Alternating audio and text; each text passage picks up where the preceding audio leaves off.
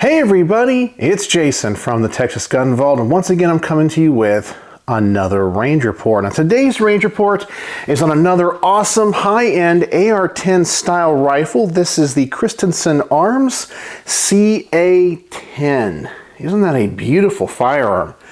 This is chambered in 6.5 Creedmoor, and Christensen Arms is known for their carbon fiber barrels and handguards. Now in this range report I'm going to call this the CA-10 Custom because this rifle is not exactly like the setup you typically see on their website, because the owner of this rifle, his name is D. You guys have probably heard me mention him in the past because he has lent some amazing guns to the channel. He received this rifle as a Father's Day gift. Now I know some of you guys get a tie and a pair of socks for Father's Day. Well, his wife got him this, and not only did she get him this rifle, he went out to Utah and was part of picking out the parts when they assembled it. So this is kind of a custom build from them. It is pretty darn awesome. So that's what this rifle is. I'm sure they can build something for you very similar, but it's not the same way that it comes when you go to their website. So I do want to point that out, but this rifle was built by Christensen Arms and was not modified after it was received by D.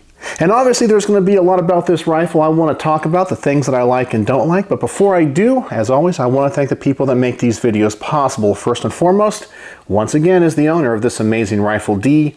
Thank you so much for lending this to the channel. What an amazing rifle. I always want to thank my Patreons as always, because through their monthly donations and support, they help keep the lights on. You guys know that YouTube is in a constant battle, especially with firearms content creators, and my Patreons go a long way in keeping this content coming. And as always, I want to thank my primary sponsor, who always provides the ammunition for these range reports, my good friend Mark from Brownworks. And here I am talking about another high-end Gucci gun. Well, I know you guys probably want high-end Gucci accessories for your fine pistols, and that's what Brownworks offers. Some of the highest quality custom wood grips for your barbecue guns, or just your standard carry guns, or even a family heirloom. Mark over there is an artist. He's a craftsman. He can make a wide variety of grips for a wide variety of firearms out of a wide variety of exotic woods and materials. He can even put on custom logos and custom engravings. He can make grips out of laminate wood. And I know if you're watching this video, you like modern sporting rifles. Mark also offers a series of wood panel grips for, yes, AR-15s, AR-10s. It's pretty awesome. Something different that you don't see every day. So I'm going to put a link in the comment section below. I want you guys to go over there and check out his website, see what he has to offer. You guys are seeing some of his best work now. I guarantee you, anything you can imagine and want, he can make for you. So please go over there, contact Mark, and when you do, please tell him the Texas Gun Vault sent you. Alright, so let's talk about the CA-10 from Christensen Arms. Obviously, this is a rifle designed for accuracy. And the first thing I really like about this gun is that this company thinks outside the box. Now, sometimes that can be good, and sometimes that can be bad. In the case of Kel-Tec, I think it is bad because they definitely think outside the box, but the execution of that is horrible. But when it comes to this rifle and this carbon fiber barrel and this carbon fiber handguard, it is executed superbly. It is absolutely beautiful. The only concern I could possibly have with this is I'm not really sure how well tested this material is when it comes to heat and high pressure cartridges. It kind of reminds me of what happened recently with the Ocean Gate submersible that was going down to the Titanic, and it was made of carbon fiber as well, and of course it imploded. Now, I am 100% sure these rifles have been tested, and I know that they're safe, but I'm just curious what the long-term durability of carbon fiber is. But when you hold this rifle, look at it and examine it, it's definitely high quality, and you can tell a lot of time and care went into the construction of these parts. And thinking outside the box is something that they do really, really well. There are not many companies that are experimenting with materials like this to, of course, add strength, durability, reliability, and weight savings to their components. And when you've got a gun that is this big, man, having this carbon fiber makes a huge difference because of that weight savings. And that's the second thing I like about this. It's a very well-balanced gun. For being as large as it is, it's a very well-balanced gun. When you hold it, it's not heavy at all. Yeah, it's definitely heavier than an AR-15, but if this was made out of aluminum and steel, it'd be a lot heavier. And so I think if you're going to lug this around, you're going to go out to the field, do some long-range shooting, it's a nice combination of a big, robust platform that is light. I really like that a lot. Another thing I'm a big fan of after taking this thing to the range is this stock. This is the Magpul PRS stock. It has tons of adjustments for length of pull. You have a cheek riser here, very comfortable. And once again, durable and robust. I was able to adjust it for me. It ran great. It felt really comfortable in my shoulder. And this big old pad at the rear end definitely made shooting this gun and handling the recoil a very pleasant experience. And the last thing I definitely need to mention when it comes to a rifle like this is going to be the trigger. The trigger on this rifle is absolutely outstanding. It is extremely light and everything that you would want in a platform like this. So I'm going to see if I can show you this on camera here, show you the reset. So very little take up. Wall is crisp, breaks like you would want it to. And on the reset, that's it. I mean, look at that. My finger barely moves at all. And that trigger is so light, but also extremely predictable. Man, it's really nice, and I think it's going to be fantastic at the range. But as always, there's going to be a couple things about this rifle that I don't like. And yes, it might be a little bit nitpicky, and it's something that I could change. The first thing that I don't like is the fact they put on a Hogue grip. I don't like these Hogue grips. To me, they're just too rubberized, and I always say they feel like 1980s car steering wheels. Yeah, like an old 1986 Monte Carlo. No, not the cool one, the SS. Talking about the base model. Yeah, it's just a very rubberized grip, and you go, I think that's going to wear over time with enough use, maybe heat. I don't know. It has a nice texture now. I just prefer the harder plastic. Now, yes, I can change that out with no problem, but it came with a Hogue grip. Not a big fan of that.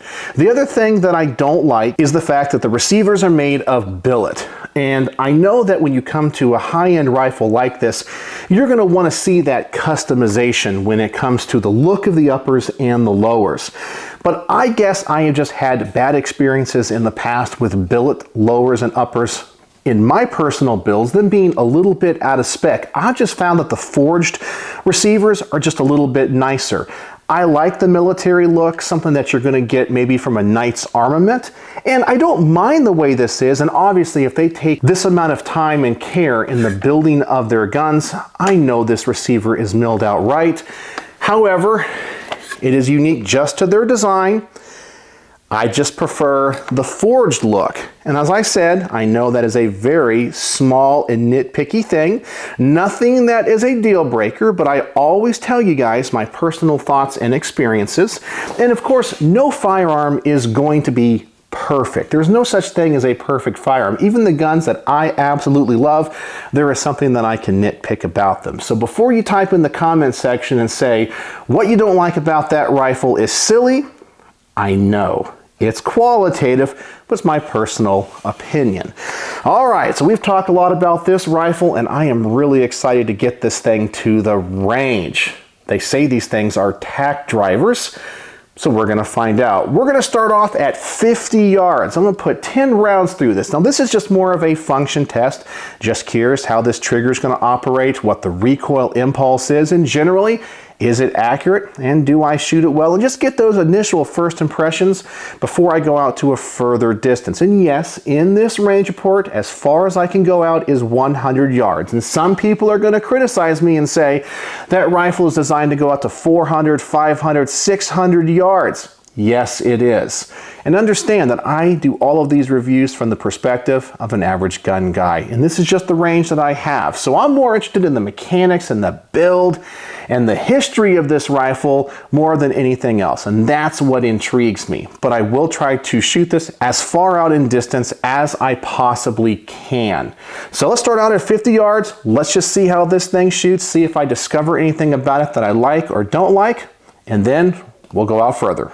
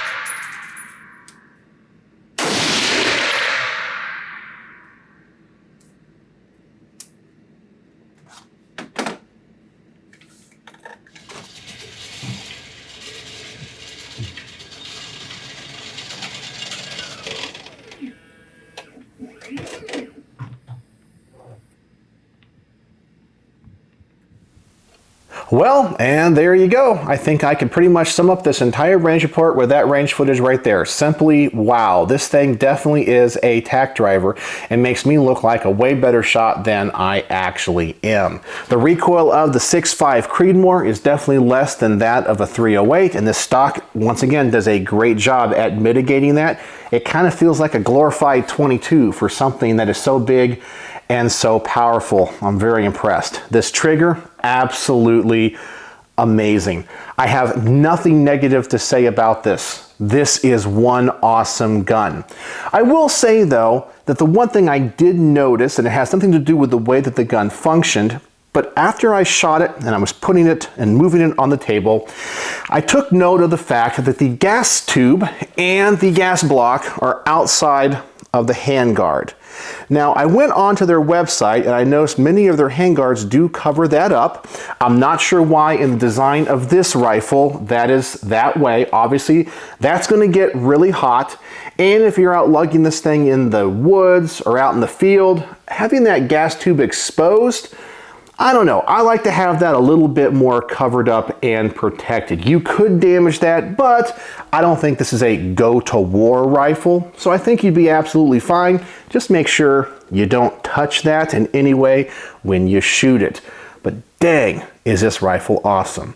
All right, well, I don't think this scope needs any adjustments, so now let's go out to 75 yards. I'm gonna shoot for the right target on this paper and see if this group stays the same.